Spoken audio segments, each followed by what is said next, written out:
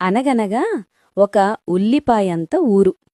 ఆ ఊరిలో గుమ్మడికాయలాంటి గుడిసె ఇల్లు ఉండేది. ఆ ఇంట్లో ఒక యాపిల్ లాంటి అందమైన అమ్మాయి ఉండేది. ఒకరోజు ఆమె పనసకాయలాంటి పొలంలో పనిచేస్తూ ఉండగా ఆమెకు దానిమ్మకాయలాంటి డైమండ్ దొరికింది. ఆ దానిమ్మలాంటి డైమండ్ తీసుకొని ఇంటికొచ్చింది. ఆ డైమండ్ను బీరకాయలాంటి బీరువాలో పెట్టి తాటికాయంత తాళం వేసింది. ఇదంతా దొండకాయలాంటి దొంగోడు చూస్తూ ఉన్నాడు. ఆ తర్వాత యాపిల్లాంటి అమ్మాయి బయటకు వెళ్ళింది.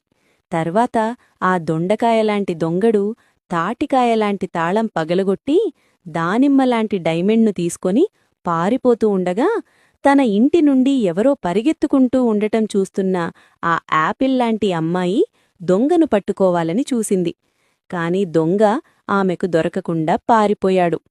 తరువాత యాపిల్లాంటి అమ్మాయి ఇంటికి వచ్చి బీరకాయలాంటి బీరువాను చూసింది.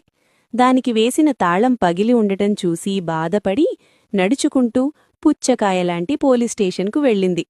అక్కడ పొట్లకాయలాంటి పోలీస్కు జరిగిందంతా చెప్పింది.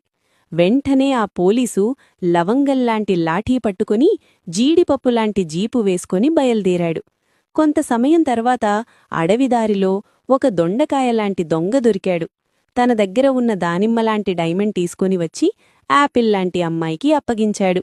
ఆమె చాలా సంతోషపడింది. ఆ దొండకాయలాంటి దొంగను జామకాయలాంటి జైల్లో పెట్టారు.